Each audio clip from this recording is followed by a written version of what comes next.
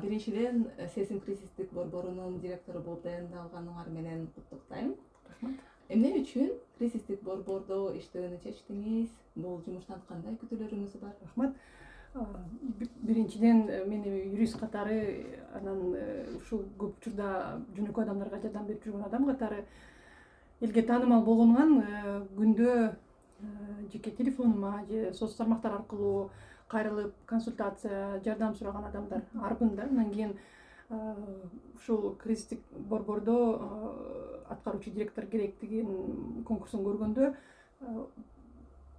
биздин ушул уюм менен менин жеке өзүмдүн аракеттерибизди бирге алып барсак көбүрөөк жыйынтыкка келип көбүрөөк адамдарга жардам бере алабыз деген ой келди да.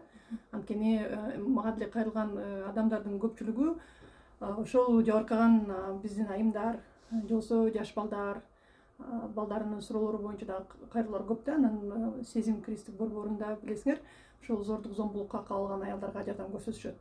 Ошондуктан ушул уюмдун кызматкерлери менен, уюмдун ишкерлүүлүгү менен чогуу иш алып барсак көбүрөөк адамдарга жардам беребиз деген ой келген. Ошого бул жумушка келдим да. Азыр Кыргызстанда зомбулук деңгээли абдан эле өсүп баратат. Уруш талаш менен тең болбой эле өлтүрүүлөргө чейин баратат. Азыр жаңылыктардан көрүп калып атабыз. Ошол коомдо зомбулуктун өсүшүнүн себебин эмнеде көрөсүңөр? Негизи Кыргызстанда менин оюм боюнча зордук зомбулук маселеси, ушул аялдарга, жаш балдарга карата дискриминация мындан мурун деле бар болгон. Анан массалык маалымат каражаттарынын өнүгүшү менен, интернеттин өнүгүшү менен азыр ар бир адам өзүнүн соткасы аркылуу маалымат булагы болуп калбады. Ошондуктан мен ойлойм көп маалымат ошондон көбүрөөк чыгып атат да. Негизи ошол өзгөчө айыл чергесинде кичинекей жамааттын арасында окуялар болгондо жаап жашырып эле ошол жамааттын ичинде эле чечилсе, чечилбесе жабыркаган тарап өзүнүн арманы менен кала берген да. Ачыкка чыгарганга мүмкүнчүлүк жок эле.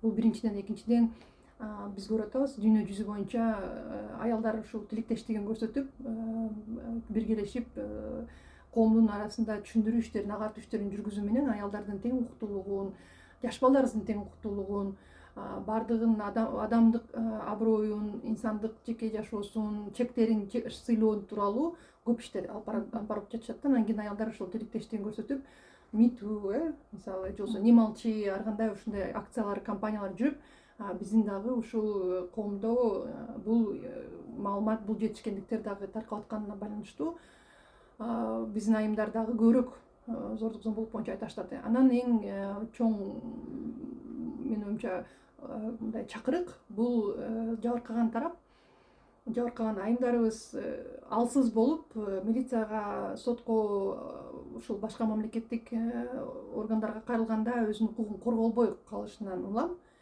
айласы кеткенинен, ошол зордук зомбулук менен макул болбогонунан ачыкка чыккан катары болуп калышты да. Ачыкка чыгып ошол акыркы бир кадам катары болуп атат да. Анан кийин менин оюм мындай да, эгерде ошентип айткандары туура. Анткени айта албай, угулбай калган айымдарыбыз тилекке каршы өз өмүрлөрүн кыюуга баратат.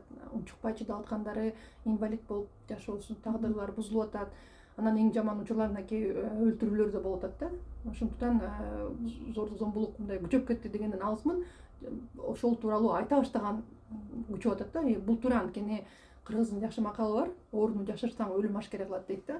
Бул оору бир гана кыргыздарга таандык эмес, бул эми дүйнө жүзүндө болуп аткан окуя. Тилекке каршы көп мамлекеттерде биз билебиз, негизи эл аралык изилдөөлөр боюнча ар бир 4-чү аял жашоосунда зордук зомбулукка кабылган да.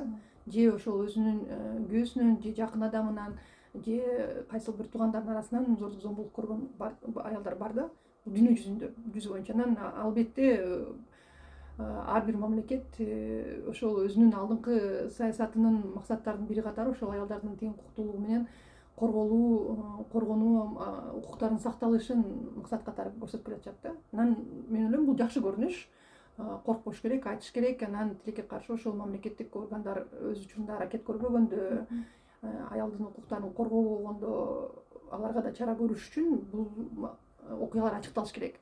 Анан албетте экономикалык жакырсыздык биздин мамлекетте деңгээли жогору болуп турат. Анан эми көпчүлүк баарыбыз түшүнүп турабыз, жакырсыздан улам үй бүлөдө ич ара түшүнбөстүктөр, талаштар, чыр чатактар чыгат дагы. Анан аял киши алсызыраак болгондуктан жабыркаган тарап көбүнчө аялдар болуп атат да. Анан эгерде ошол экономикалык абалыбыз жакшырып, жумуш ордулары көбөйүп, жанагындай сыртка чыккан миграция азайса, үй бүлөлөрдүн бекем болушуна ошол тең укуктуулук болуп, ар бир инсан өзүнүн ордун тапканга мүмкүнчүлүк болгондо тең укуктуу мамиле дагы күчөй баштайт да.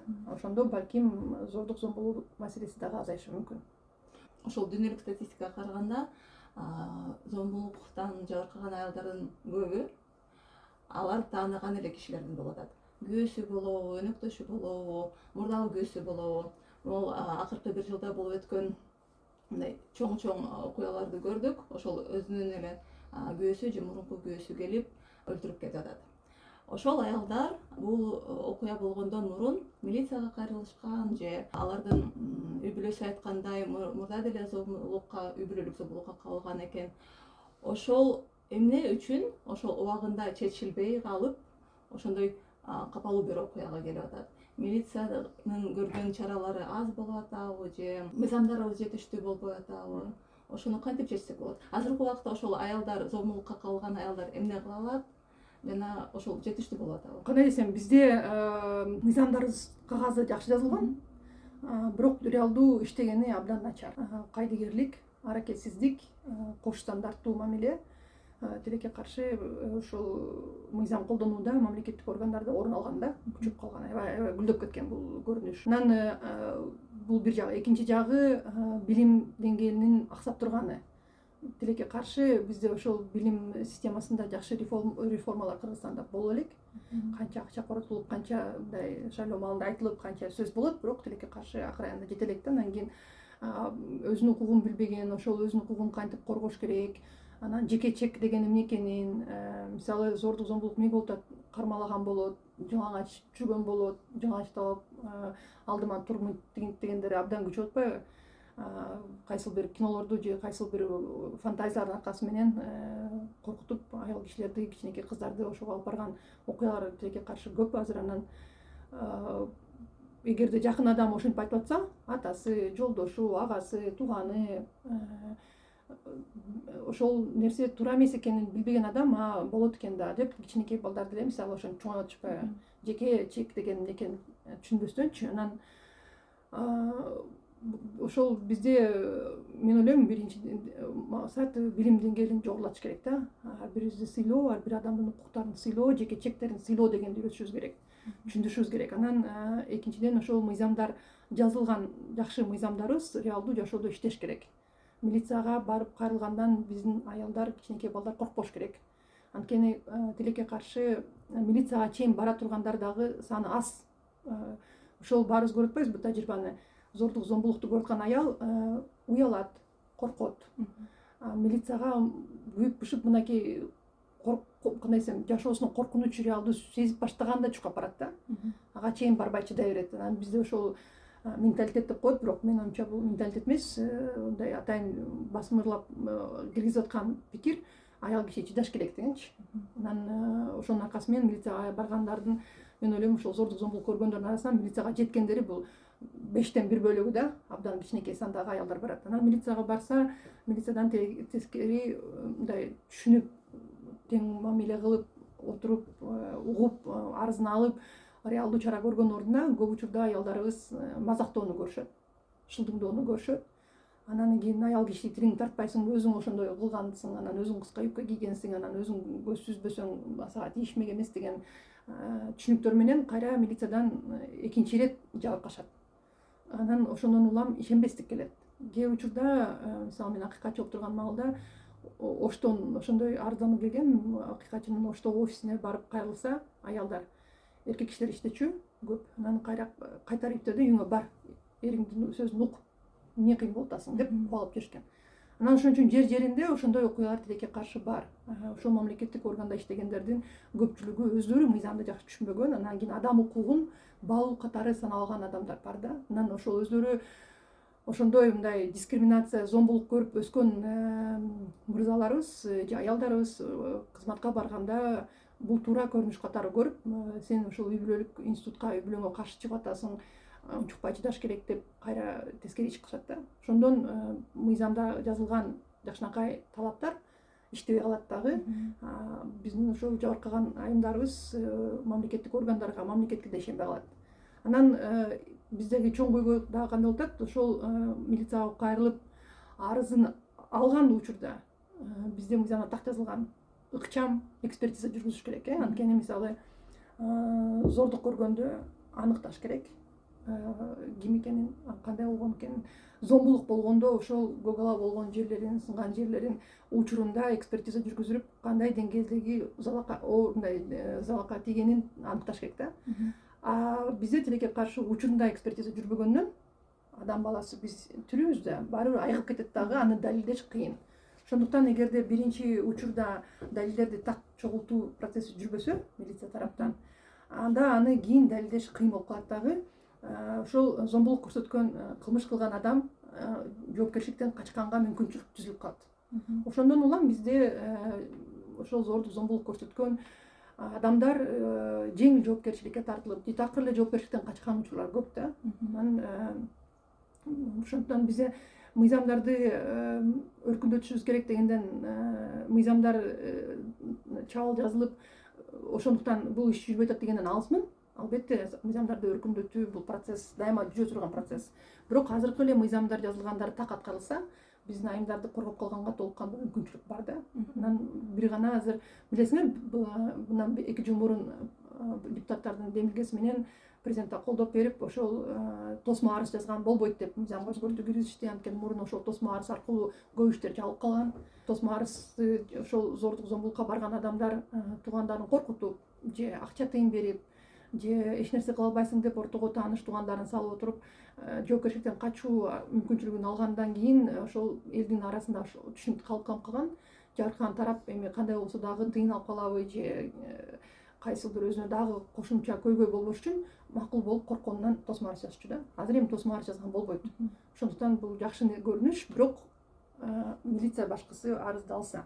Анан милициядан сырткары билесиңер, бизде айыл өкмөттөр, көчө башчылар, кварталилар деген түшүнүктөр бар да, домком деген түшүнүк бар. Алар ошол жергиликтүү бийлик менен иштешкенде, же болбосо соц кызматкерлерибиз бар, соц министрлигине караштуу билим берүү мекемелеринде ошол мугалимдер, директор зордук зомбулук көргөн учурда сөзсүз түрдө мыйзам боюнча милицияга кабарлаш керек. Бизде тилекке каршы, эгерде сенин укугуң бузулса, өзүң келип арыз жазбайынча иш жүрбөйт. Эч ким өзүнүн милдетин аткарып, сенин укугуңду коргогонго мамлекеттик же жергиликтүү органдар барбайт да. Сөзсүз түрдө же өзүң келип арыз жазышың керек, же өлүшүң керек. Өлүп калгандан кийин кылмыш болду деп анан иш башталат да. Анан ага жеткирбеш үчүн сөзсүз түрдө ошол жергиликтүү бийлик өзүнүн ошол квартальный көчө башчылар, домкомдор аркылуу зордук зомбулукка каршы иш аракеттерди алып барыш керек да, алдын алуу иштерин алып барыш керек. Ошол учурлар байкалганда сөзсүз түрдө милицияга маалымдап коргоо аракеттерин көрүш керек да. Бизде андай болбойт. Мындан кээ мисал карап көрсөк, шайлоо маалында баарыбыз билебиз, административный ресурс деп коебуз. Ошол эле көчө башчы, ошол эле өкмөт, ошол эле аким, ошол эле соц кызматкерлер, мугалимдер жер-жерлеринде шайлоого колдонулуп келишет да. Анан эмнеге биздин укуктарды коргогондо, биздин аялдардын, биздин кичинекей балдарыбыздын укугун коргогондо ошол эле система ыкчам иштебейт. Ошондой кош стандарттуу мамиле болгонунан бизде тилекке каршы аялдарыбыз, кичинекей балдарыбыз корголбой калып атат да. Анан мыйзамдарды эл аралык стандарттарда биздин мамлекетке коюлган көп талаптар бар. Билесиңер, ошол мамлекет эл аралык деңгээлде кошулуп, кайсыл бир конвенция же келишимге кошулганда, ошол эл аралык уюмдардан акча алып, ошол келишимде көрсөтүлгөн талаптарды аткарам деп милдеттенип алат мамлекетчи. Анан ошол милдеттенмелердин бири, мисалы, ар бир зордук зомбулукка кабылган аял мамлекеттик органга барып кайрылганда, милиция болобу, айыл өкмөт болобу, саламаттык сактоо дарыгерлер болобу, системасында иштегендер же мугалимдерби ким болбосун, атайын ошол зордук зомбулук боюнча иш алып барууга даярдалган кызматкерлер менен баарлашууга укугу бар да. Бизде тилекке каршы бул дагы деле күчкө кире элек, мыйзамда мындай талаптар деле жок да. Анан көрүп атпайбызбы, мисалы ошол эле адвокаттар, милиция кызматкерлери зордукталган же зомбулукка алынган, уртокмукка алынган биздин кыз келиндерди суракка алып атканда кайра өзүнүн аброюна шек келтирип, кайра өзүн күнөөлөп суроо беришет, басмырлашат да. Ошол эле сотторго барганда соттор дагы атайын дарды албай иш алып барса, ошондой мыйзам бузууларга жол берилип кете берет. Кичинекей мисалы менин тажрыйбамда, мен билген окуялардан мисалы ошол акыйкат жооп турганда 13 жашар кызды милиция кызматкерлери өзүлөрү зордуктап турган учур боюнча иш алып барганбыз да. Андан кийин тилекке каршы ал иши боюнча биздин аппараттын кызматкерлерин киргизбей коюшуп, бирок биз жабыркаган тарапты коргогон адвокаттар менен тыгыз иш алып барганбыз. Анан сотко барганда ошол 13 жаштагы кыздан ошол милиция кызматкеринин алдына өзүң отурдуң белең, өзүң чечиндиң белең, өзүң күлдүң белең, өзүң ичтиң белең деген суроолор берилген да. Десеңер кантип 13 жаштагы кичинекей кыз ошол нерсени түшүнүп, кантип ошол суроолорго жооп бере алат? Бул атайын ошол кичинекей кызды, жабыркаган кызды кайра стресске, кайра ошондой оор кырдаалга түшүрүп, өзүнүн укугун коргой албаганга алып барган суроолор да атайынчы. Анан тилекке каршы азыр мынакей сезим борборунда да иштеп атып, Германия мамлекетинин жараны айым биздин мамлекетте, биздин территорияда зордукталган белгилүү бир адам менен. Анан алардын да адвокаттары ошондой ишин алып баратат да. Өзү жалган айтып атат, өзү так айтпай атат, анан өзү жуунуп алган. Эгер зордукталса, эмнеге жуунуп алды деп, зордукталган ар бир учурда ар бир адамдын реакциясы ар кандай да. Анан ошол кир нерсени өзү менен жууп салайын деген да аракет болот көп учурдачы. Анан ал үчүн жабыркаган тарапты күнөөлөш бул эми адамгерчиликсиз, уятка дагы жатпаган нерсе да. Бирок өзүнүн жоопкерчиликтен качыш үчүн ар кандай ыкмалар колдонуп кетет да. Анан ага тилекке каршы ошол сот системасы, прокуратура, милиция, адвокат тараптарынан дагы аралашкан адамдар арбында азыр. Азыр мына Казакстанда болуп өткөн Лукенованы өлтүргөн Бишимбаевдин сотун баарыбыз эле көрдүк. Бул сотту алар YouTube'дан чыгарып, онлайн өлкөнүн баары, ал Казакстан эмес эле башка өлкөлөрдө баары карап, ошол соттун акыйкат жүрүшүнө мындай көзөмөл болуп турду да. Бизде болсо азыр мына кечээ эле Рахиманын иши боюнча ал онлайн эле эмес, анын үй бүлөсүндөгү кишилерди киргизбей жабык түрдө өткөрүп атышат. Ошол сотторду эгер ачык өткөрсөк, интернеттен жарыяласак, балким соттор акыйкатуураак болуп, мындай бир коомдук бир көзөмөл болсо жакшы болот беле? Албетте, биздин мыйзамдардын талаптары боюнча, эл аралык стандарттар боюнча сот процесстери ачык жүрүш керек. Анан жабыркаган тараптын укуктарын, кызыкчылыктарын коргоо максатында ошол жеке жашоосун, же аброюна, ар намысына шек келтире турган учурлар боло турган болсо, жабык өткөрүүгө соттун укугу бар да. Анан мисалы жашы жете элек балдардын иштери боюнча дагы жабык өткөрүш керек. Калган учурда сот процесстери ачык жүрүш керек да. Анан мисалы бизде тилекке каршы жаап жашырууда кетип аткан учурлар көп. Анан кечээ өткөн ошол мурунку жолдошунун колунан кайтыш болгон Рахиманын иши боюнча биринчи сот отуруму мындан 1-2 жума мурун өткөн. Ал алдын ала угуу болгонунан жабык өттү. Ал эми мыйзамдагы көрсөтүлгөн эме да, талап. Анан кечээ болсо ачык өттү. Андан кийин ошол айыпталуучу, күнөөлүү тараптын адвокат айым ал сунуш киргизди, жабык өткөрөлү.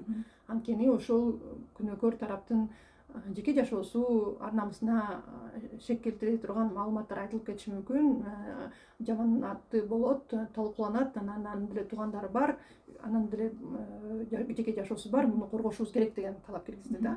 Анан албетте баарыбыз ага каршы болдук, себеби дегенде киши өлтүрүүгө барып, ошол Рахиманын аркасынан жашабайм дегенине карабастан аркасынан түшүп алып, аңдып, коркутуп, балдарына чейин коркутуп, ошол кичинекей 3 жаштагы кызынын көз алдында энесин 28 жолу бычак менен сайып өлтүргөн адам эми жеке жашоосун, эми өзүнүн укугун эстеп, өзүн коргогон аракети бул мыйзамсыз да. Анан сот бул менен макул болду. Процесстер ачык жүрмө болду, баары толук кандуу. Андан кийин журналисттерге дагы мүмкүнчүлүк түзүлүп берет деп сот чечим чыгарды да. Анан бирок бул эми коомчулукта резонанс жаратып, мынакей баарыбыз жерде кошулуп, колдоп, ошол Рахиманын үй бүлөсүн ошол айымдын укугунун корголушуна толук кандуу иш жүрсүн, толук кандуу изилдесин деген аракеттин аркасы менен болуп аткан нерсе да. Көпчүлүк учурда тилекке каршы жабык өткөрүлүп калган учурлар абдан көп. Анан ачык жүрүүсү бул талап. Анан мисалы Казакстанда эмнеге буга барышты? Биринчи ирет бул чынында абдан керектүү казак элине ошол көйгөйдү ачыктоо максатында жүрдү да. Анан кийин сот процессинде кандай десем, бул Бишимбаев өзү дагы белгилүү адам болуп, ошол мурун ар кандай кызматтарда болуп, бай үй бүлөнүн баласы болуп, анан кийин мурун дагы кылмышка барып, бирок жеңил кутулуп кеткенине байланыштуу менин оюмча ошол ачык процесс болгонуна эме болду да, бул да себеп болду да. Чынында бул көйгөйдү аныктап, анан ошондой бийлик менен байлык менен жабынып каалаган иштерге барган адамдардын жүзүн ачканга дагы кадам ташташты да. Анан бул процессти чынында эле дүйнө жүзү баардыгы көрдү да. Анан кийин жогорку даражадагы жоопкерчиликти талап кылдык, бирок көрдүңөрбү, 24 жылга эле кесилип кетти. Өмүр боюна эркинен ажыраган жок да. Азыр эми алар апелляция берип, кайра соттун өкүмүн жокко чыгарганга аракет кылышат. Но кантип чыгарарын көрөбүз го буюрса. Бизде дагы мен ойлойм процесстер ачык болуш керек. Андан сырткары коомчулук кайдыгерден айрылышы керек болуп атат да. Анткени коомчулук тилекке каршы кайдыгер мамиле жасоо менен эрди катын урушат, эси жок болушат деп, бул ар бир үй бүлөнүн өзүнүн суроосу, өзү чечишет деп мындай кол жууп турган учурдан улам ошол көйгөй ар бир үй бүлөгө бара тургандыгын ойлобой атат да элибизчи. Анан мисалы мына Сезим борборунда иштегенде 2 ай болду, 21 жаштагы келин келди да, мисалы жеңеси ээрчитип келиптир, агасынын аялы.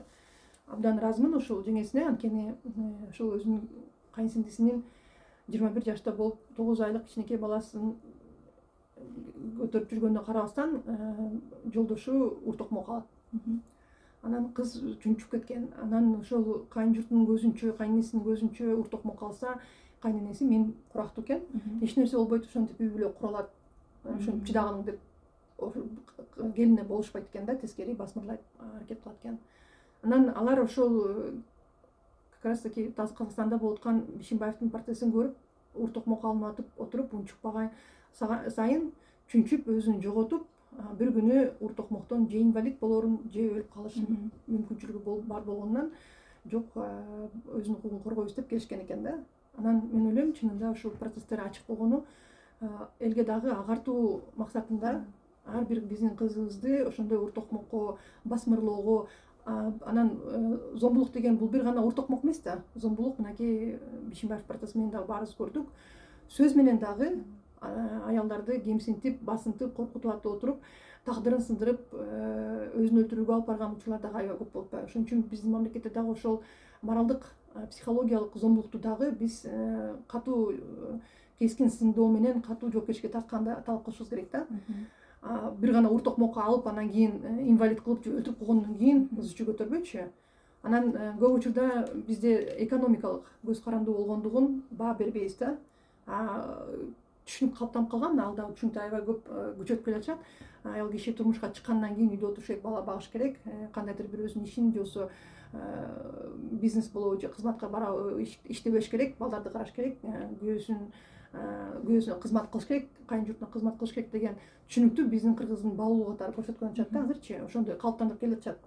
Анан бизге да ошондой талап коюлуп атпайбы ардагычы. Анан мен мисалы буга каршымын, анткени биринчиден кыргыз көчмөн эл болгондон баарыбыз билебиз, боз үйүбүз дагы тең бөлүнгөн, ар бирибиздин тең милдеттерибиз бар болчу, тең укуктарыбыз бар болчу. Анан айымдар ошол көчүп аткан маалда дагы өзүнүн орду ошол көчтүн аркасында эмес, алдындагы өзү орду бар болчу да, мисалычы. Анан кийин кыргыздын бул салтында эле дегенден алыс болуш керек. Бул жалган, атайын ошол аялдарды теңсиздикке алып барып кул кыла турган саясат деп ойлойм да, бул жүгүртүүгө алып барыш керек болду. Анан ошол Бишимбаевдин портретинен казакстандыктар мисалы бийлиги, прокуратурасы, соту дагы мисалы расмий азыр ошол өкүмдү чыгарып, аялды финансылык жактан көз каранды кылыш бул дагы зомбулук деп табышты да. Бизде ошентип үйүндө отур, акчаны сураттырып, баласы ооруп аткан келинге акчаны бербей койгон учурлар дагы бар десеңер, экистенбе өзүң кара баланы өзүң айыктыр деп мисалы. Анан өзүнө деле аял кишинин жанагындай прокладка же кандайдыр бир өзүнүн гигиеналык жактан караганга керектүү муктаждыктарга дагы тыйын бербей жалдыратып ошентип кемсинтип атайын же жыланчтатып билетип же тиги тизелеп аркасынан чуркаткан учурлар бар да. Ошон үчүн биз дагы ушул мамлекетте бийлигибиз, укук коргоо органдарыбыз, жергиликтүү бийлик баардыгы ушул аялдарды финансылык жактан көз каранды кылып, алсыз кылып, зомбулукка алып, басмырлап кемсинткен учурларды дагы зомбулукка тартап, жоопкерчиликке тартылышы керек да, ошондой мыйзамсыз аракеттерге барган адамдарчы. Анан ушундай ачык процессте жүргөндө ушунун баардыгы ачыкталат да. Эмне себептен мисалы кечээки болгон Рахиманын өлүмү боюнча процессте 100 000 сомдун аркасы менен чыр чатак болгон, анан кийин тиги бу деп айтып атат да, айыпталуучу тарапчы. Эгерде бул чындык болсо 100 000 сом адамдын өмүрүнө тең келеби? Анан ошондой окуялар болбош үчүн биз бул зордук зомбулук маселелерин ачык процесс кылып көрсөтүп, эгерде жабыркаган тарап макул болгон учурда, анткени биз ошол, мен ойлойм, биринчи ирет ошол жабыркаган тараптын гана кызыкчылыгын жогору коюшубуз керек да. Дагы бир ирет жабыркабаш керек. Анан ачык өткөргөндө ошол үй бүлөдө болуп аткан окуяларга башка көз караш менен карай турган, чынында ойгоно турган айымдарыбыз көп да. Чындабаш керек экенин, бул туура эмес экенин. Анткени мисалы мына кайра эле азыркы тажрыйбамды алсам, Сезим кризис борборуна дагы бир эне келген экен, кызы 40та экен. Ошол турмушка чыккандан бери ур токмок алынат. Моралдык жанагындай абьюздук мамиле менен коркутуп, үркүтүп, кемсинтип мамиле кылгат жолдошу. Ур токмок алып, ал келинин бели дагы белине да зыян тийип, азыр эми инвалид болушу мүмкүн да. Балдары ошол өспүрүм экен, чоңоюп каптыр. Ал болбой эле ошол балдарын чоңоюсун эле чыдап келатыптыр да. Энеси эми чырылдап кантип кызын аман сактап калышына, кантип коргоп калам деген аракет менен чыгып жүрөт да, эсиңер. Анткени бул мамиле туура эмес. Ошентип үй бүлө болот, чыдап ошондой зордук зомбулук көрсөм, башкысы балдарым атасы болсо бактылуу болушат балдарым дегенден алыс болуш керек. Анткени мынакей ошол эле Казакстандагы Салтанат Нукенованын процессинин комментарийин астынан окусоңор. Же болбосо андан кийин Мамаш деген айымда чыкпадыбы, дипломаттын келинчеги, жапжаш эле келин ошол турмушка чыккандан бери ур токмок алынып, кемсинтилип келатканы ачыкталганда, интервьюсунун астында мисалы карасаңар көп адам жазган. Алар арасында эркек балдар дагы бар, аялдар дагы бар, кыздар дагы. Алар жашкан апалар, энелер чыдабагыла. Силер ошол ур токмокко чыдап, кемсинткен ошондой мамилеге чыдап, биз азыр үй бүлө кургандан, мамиле кургандан коркобуз.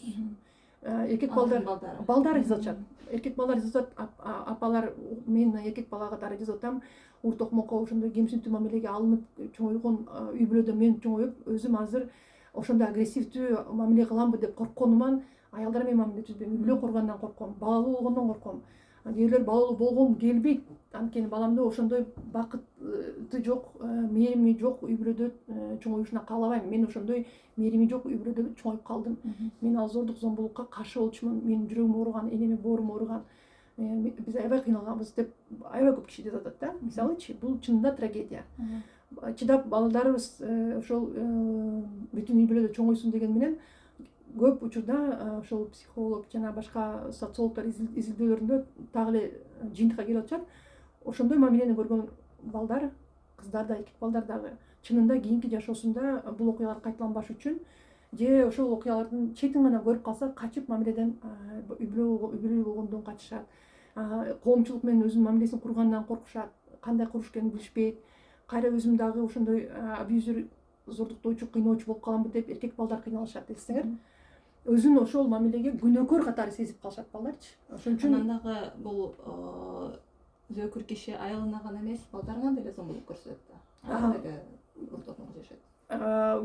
Албетте, андайлар да бар. Бирок азыркы учурда Бишимбаевдин процессин көрбөдүңөрбү?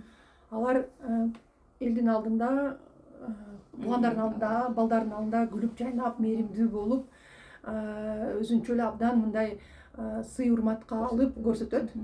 Келинчегин барып бекитип алып, анан кыйнашат да. Ошондой да учурлар болуп атпайбы?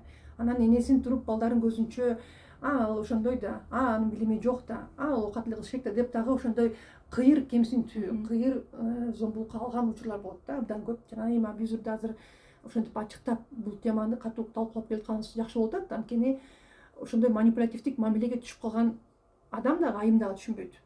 Түшүнүш үчүн абдан көп убакыт колдоо керек. Анан ошондой абьюзивдик мамиледе жашаган кичинекей балдар дагы кайсы жерде калып кайсы жерде чын экенин түшүнбөй калышат да.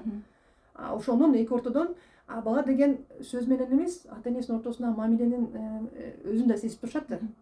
Анан сөз менен жакшынакай болуп күлүп жайнап турганы менен энесинин көгала болгонун, энесинин атасынан коркуп мамиле кылып атканын көрүп кыжалат болуп чоңоюшат да.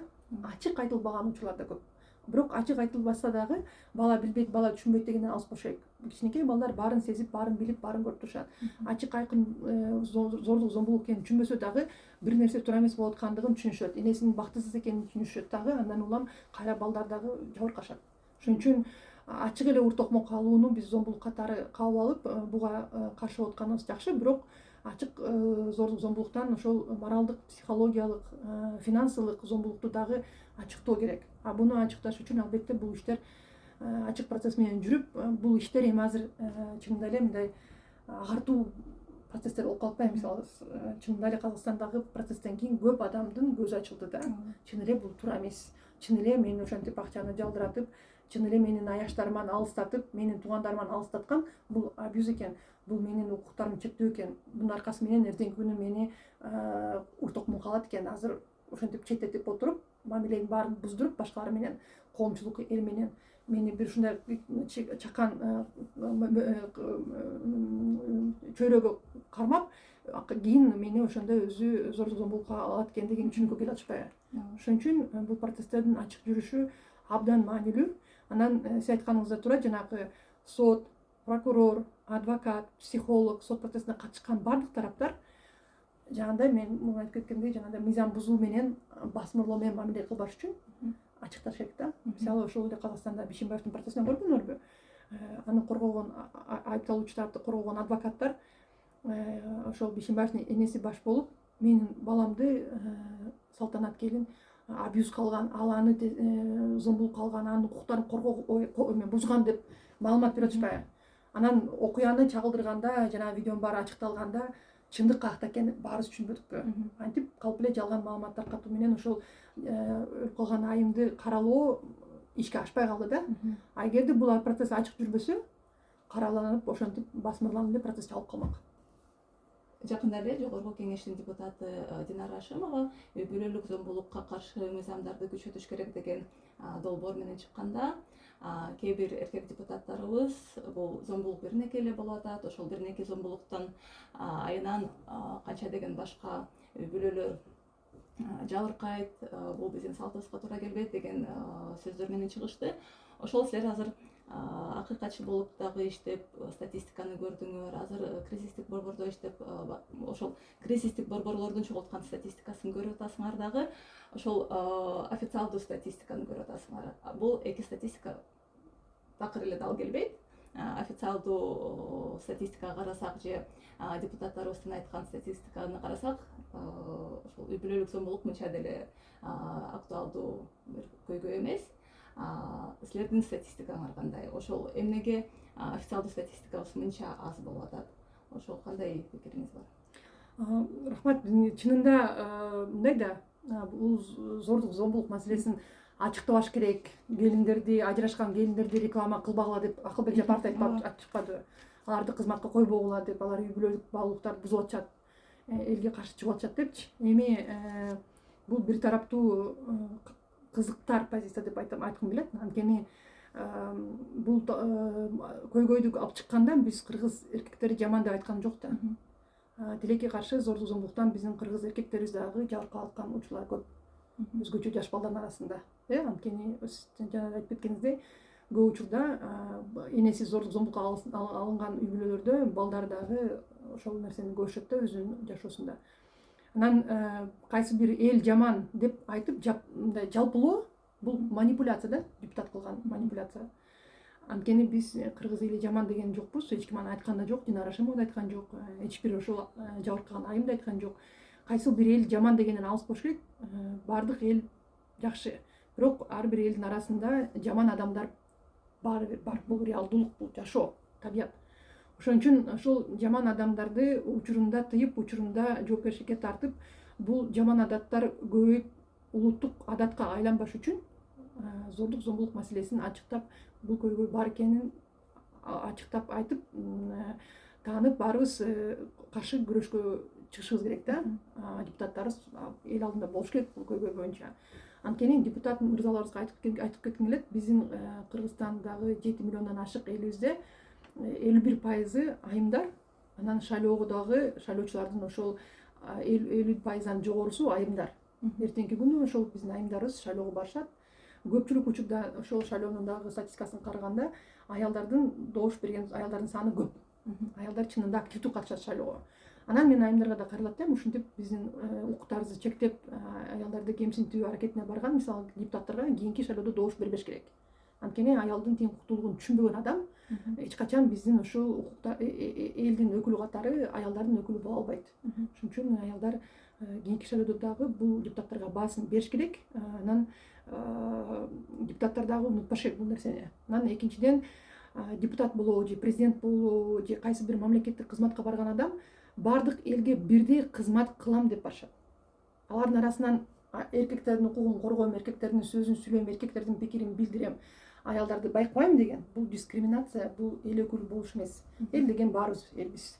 Демек бардык элдин укугу, үнү тең болуш керек. Кайсы бир тарап басмаланбаш керек да. Анан депутаттар тилекке каршы буга бартат. Анан бул улуттук баалуулук, салт деп айткандан да алыс болуш керек. Улуттук салтыбызда зордук зомбулук жок дегенден баш тартыш керек. Анткени кайсы бир элдин салтында зордук зомбулук бар деп айткан болбойт да. Чынында бардык эл жакшы, бардык элдин үрп адаттарында зордук зомбулук кылыш керек, киши өлтүрүш керек, уурдаш керек, тонош керек деген түшүнүктөр жок. Анан кийин ушул эки нерсени жалпылап салыштырып туруп, анан кийин биз жакшынакай элбиз дегенден алыс болуш керек. Бул реалдуу саясий манипуляция. Кыргыз элибиз чындап эле биз илгерки тарыхта калган элбиз, өзүнүн үрп адаттары менен көчмөн эл катары, духу бекем, күчтүү эл катары таанымалбыз. Азыр ошондой арабыздагы тескери иш кылып мыйзам бузган адамдарды жашыруу аракети менен биз жалпы элдин аброюндагы, жалпы элдин үрп адатын да бузуп алабыз да. Ошон үчүн мен ойлойм, элибиз ошол ар намустуу, башы бийик көтөрүп жүргөн эл катары, айымдары дайыма тең укуктуу болуп жанында жүргөн адам катары, эл катары биз айымдардын укугун коргоону талап кылышыбыз керек. Анан зордук зомбулук маселеси боюнча мыйзамдарга өзгөртүү киргизгенде сөзсүз түрдө ошол мен ойлойм прокуратура, милиция, сот кызматкерлеринин жоопкерчилигин жоготулат керек азыр. Былтыр Кыргызстан тынчтык, коопсуздук индекси боюнча Борбордук Азиядагы өлкөлөрдөн эң акыркы орун алды. Жана ошол эле статистика боюнча Кыргызстандагы аялдардын 13% үй бүлөлүк зордук зомбулуктун ичинде жашап келатат деген маалымат бар. Ошол биз аял катары же жарандык коом катары ошол аялдардын абалын өзгөртүш үчүн эмне кыла алабыз? Балким бир мыйзамга өзгөртүүлөрдү сунуштай алабызбы же депутаттарга барып кирип аларга түшүндүрүп беришибиз керекпи же кат жазышыбыз керекпи? Кандайдыр бир силердин практикаңардан же балким дүйнөлүк бир практикадан бир тажрыйбалар барбы? Ошол менен бөлүшүп бере аласызбы? Рахмат. Чынында биз 3-жыл ирет аялдар үчүн абдан кооптуу мамлекет катары таанылып атабыз. Борбор Азиянын ичинде элестеңер, демократиялык чөлкөмбүздө айтканыбыз менен тилекке каршы аялдар теңсиздик учурлардан көп болуп, укуктар корголбой кооптуу мамлекет болуп атат да. Бул эми объективдүү реалдуулук, жана биз буга чейин айтып кеткен көйгөйлөрдүн аркасы менен чынында аялдардын укуктары корголбой калып атат да. Анан буга мен ойлойм эмне кылышыбыз керек? Эл катары, коом катары, аял катары да эң биринчиден тилектештик. Анткени үй бүлөдө чынында балдар менен көбүрөөк мамиле, балдарга көбүрөөк тарбия берген эне, апалар. Ошол кыз келиндер менен мамиле курган апалар кайтадан.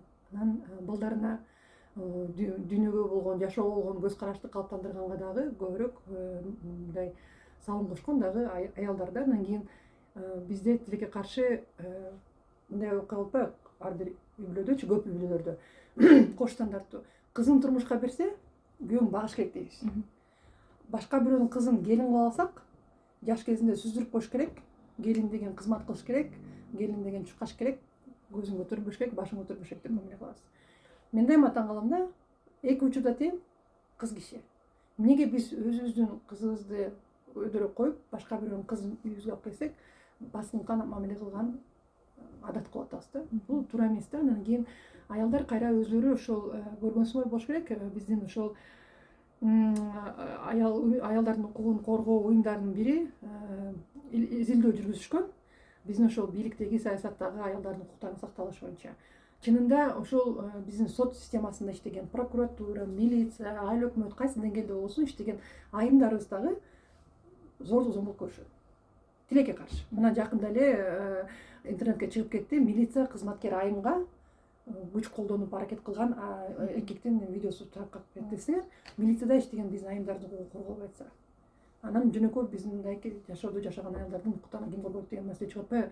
Анан мен ойлойм ошого биз эң биринчи ирет аялдар өзүбүз тилектештикке киришибиз керек. Тең укуктуу, сыйлоо, урматтоо мамилени жашыбызга, кайсы бир макам, статуска карабастан, кайненеби, кайнэжеби, кайынсиңдиби, келинби, өз энесиби, же кызматтагы айымбы, же колунда акчасы жок, же ошол жабыркап турган, же аял топтун мүчөсүндөбү, аялбы, айырмасы жок, баарыбыз тең мамиле бири-бирибизге кылганды үйрөнүшүбүз керек. Анан тилиңди тарт, оозуңду жап деген түшүнүктөрдөн арылышыбыз керек. Чынында бири-бирибизге ошол тилектештик көрсөтүп, бизде кыргыз жакшы макалдар бар. Жакшы сөз жан эргитет, жакшы сөз жарым ырыс депчи. Ошол бири-бирибизди колдоо менен, чынында бири-бирибизди угуу менен тилектештик мамиле кылууну башташыбыз керек болуп атат.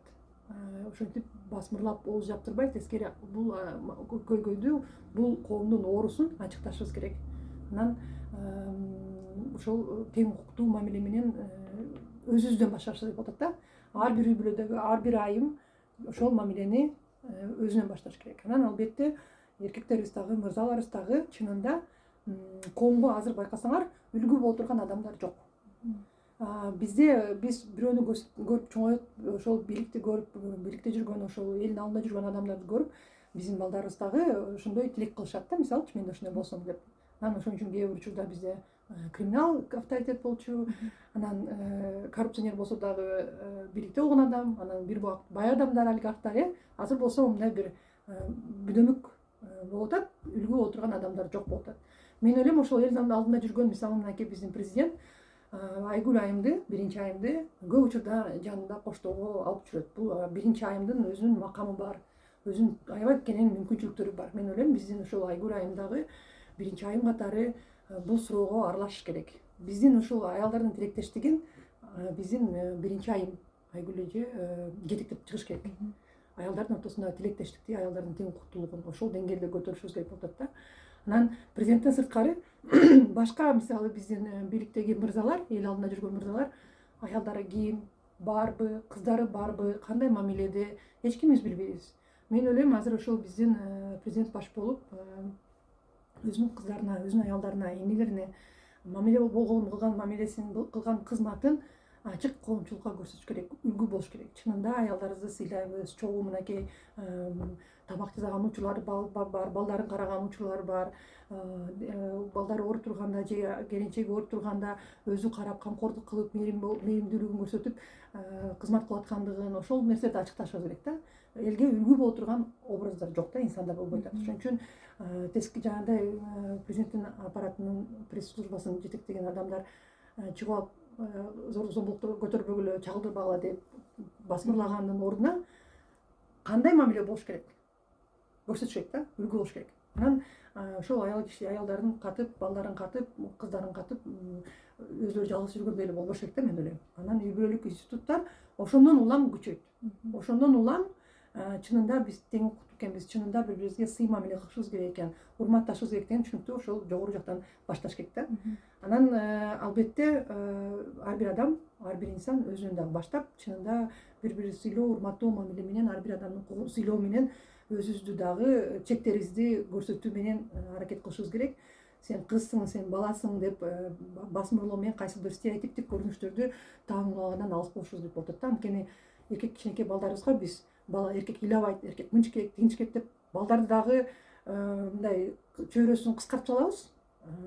Кыздарыбыз дагы оокат кыл, тамак кыл, кир жуу, аял киши ушундай болуш керек деп кыздарыбызга да таң алып коебуз. Алдын ала эсиңер биз ошол биздин кыздарыбызга, балдарыбызга жашоосун чектер көрсөтүп коюп атабыз да. Чынында дүйнө чоң, мүмкүнчүлүктөр чоң. Азыркы учурда мынакей биздин айымдар, кыздарыбыз дүйнөлүк деңгээлге чыгып, илим жактан дагы, билим жактан дагы, техникалык суроолор боюнча дагы кыздарыбыз алдыга чыгып атат. Алардын жанында коштоп жүргөн, колдоп жүргөн жанында күйөө жолдоштор бар экенин эмнеге ачыктабайбыз да?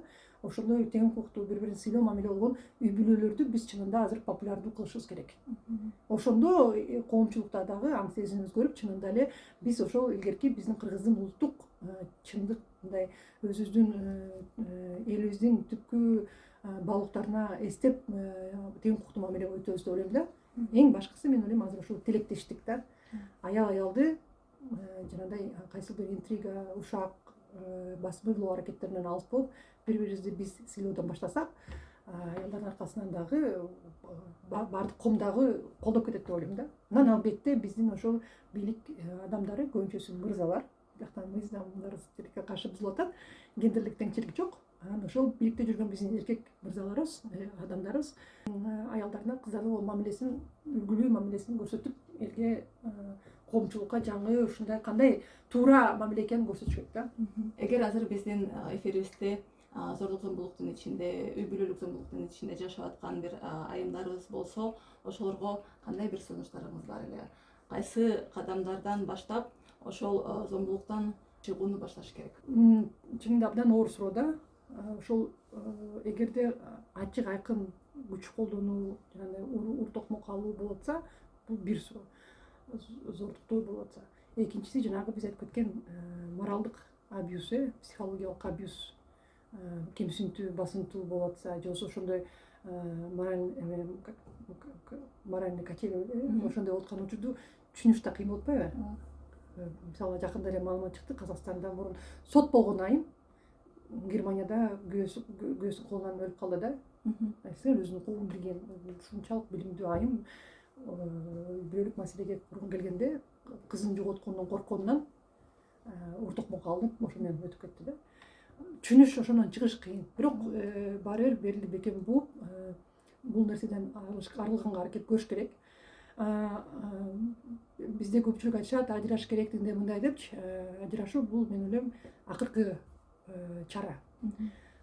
Ошол ар бир үй бүлөдө чоңоюп өскөн кыздарыбыз дагы, балдарыбыз дагы эгерде ошол сый урматты көрбөшсө, өзүнүн курган үй бүлөсүндө дагы ошону калыптандыра албай атышпайбы? Ошондуктан эң биринчи ирет мен ойлойм, эгерде ачык айкын зордук зомбулук болуп, ур токмок болуп атса, сөзсүз түрдө албетте милицияга, айыл өкмөткө, эгерде жергесинде болсо, медицина кызматкерлерине, ар бир жерде бизде поликлиника бар, болбосо дарыгерлердин бөлүмдөрү бар, кайрылып кабарлаш керек.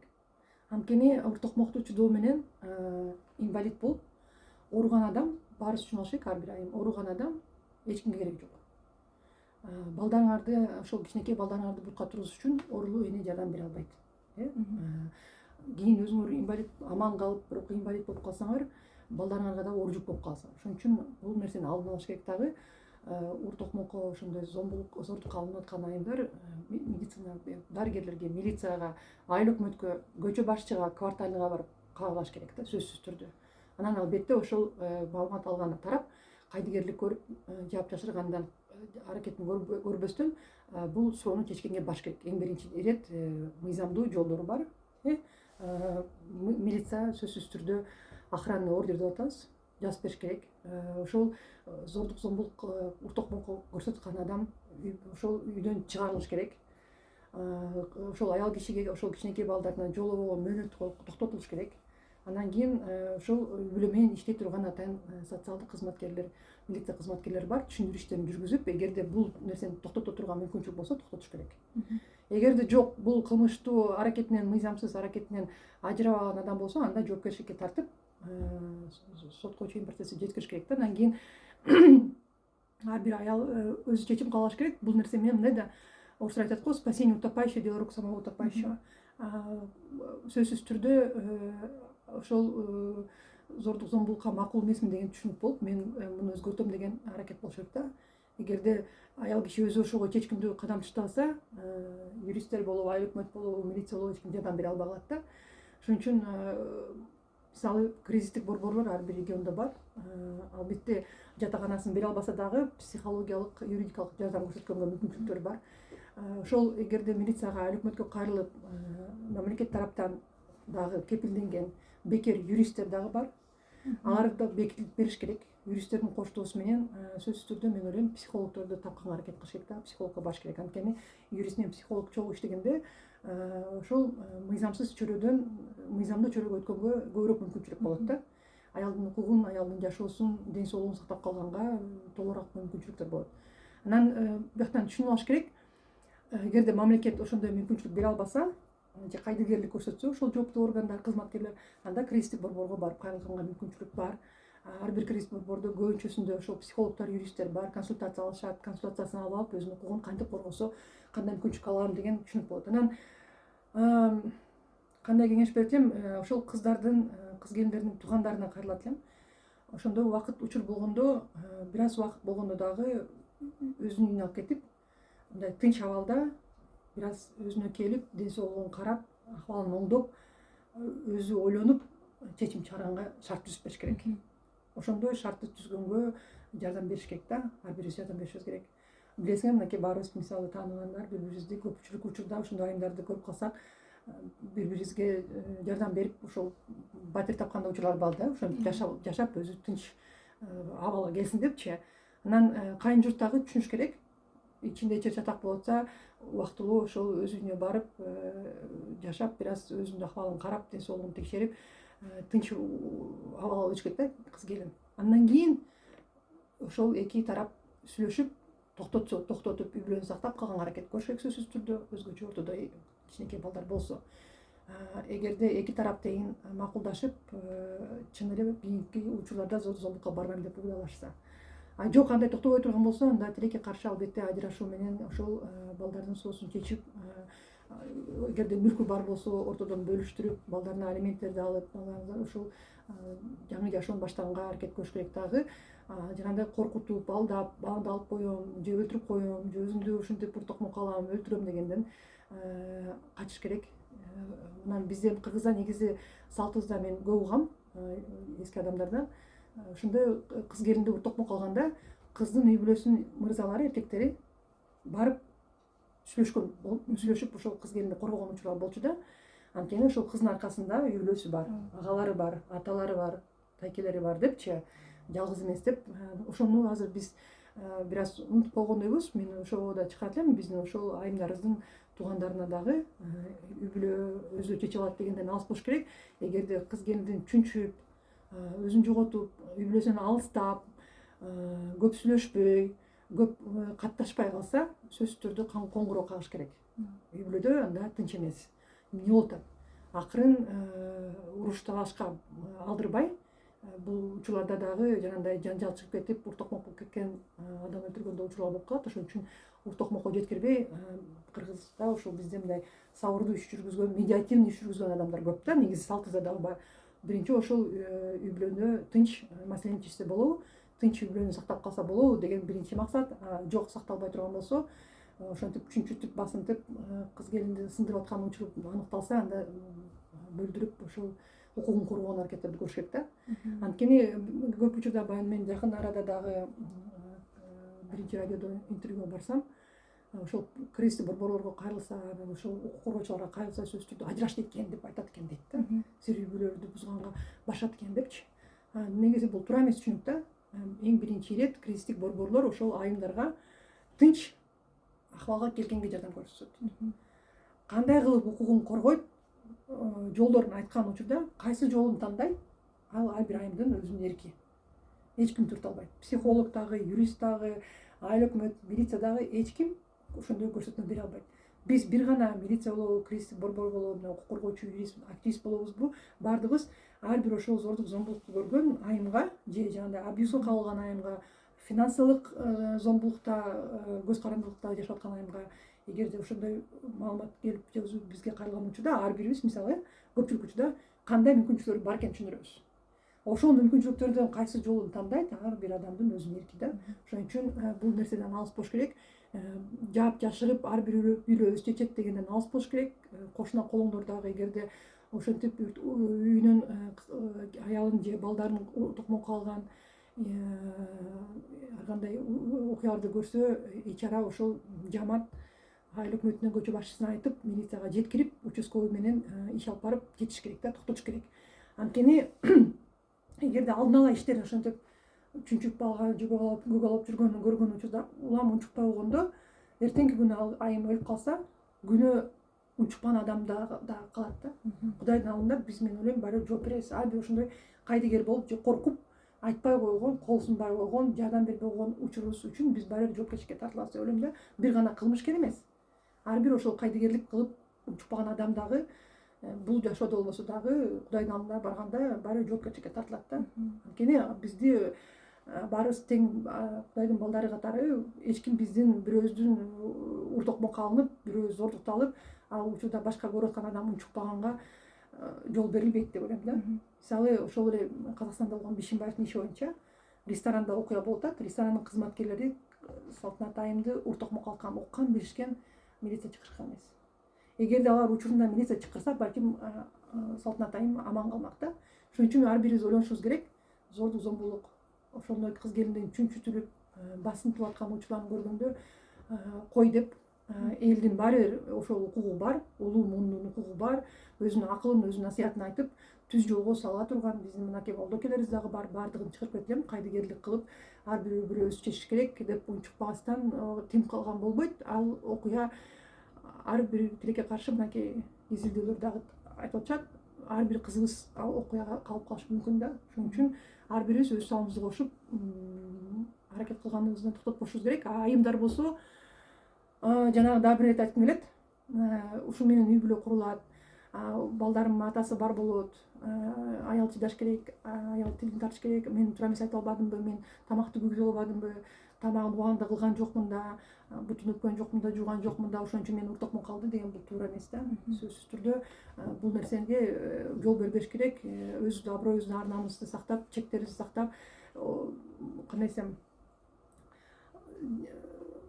здоровая обстановка дейт орусча, кыргызча айтканда, мындай бири-бирин сыйлаган, мындай гүлдөгөн чөйрөдө гана, үй бүлөдө гана ошондой жакшынакай балдарыбыз чоңойт да.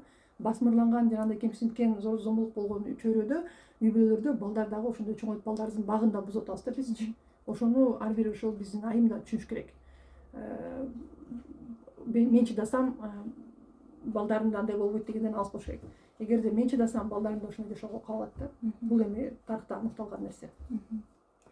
Атыр айым, бүгүн келип кеткениңерге чоң рахмат. Бүгүн силер айтып берген маалыматтар көп аялдарыбызга, үй бүлөлөрүбүзгө жардам берет деген үмүттөмүн. Эгерде үй бүлөлүк зордук зомбулукка кабылып аткан болсоңор, биз бул видеонун астына Кыргызстандагы кризистик борборлордун контакттарын жазып коебуз. Эгерде Бишкекте болсоңор, Сезим кризистик борборуна кайрылыңыздар.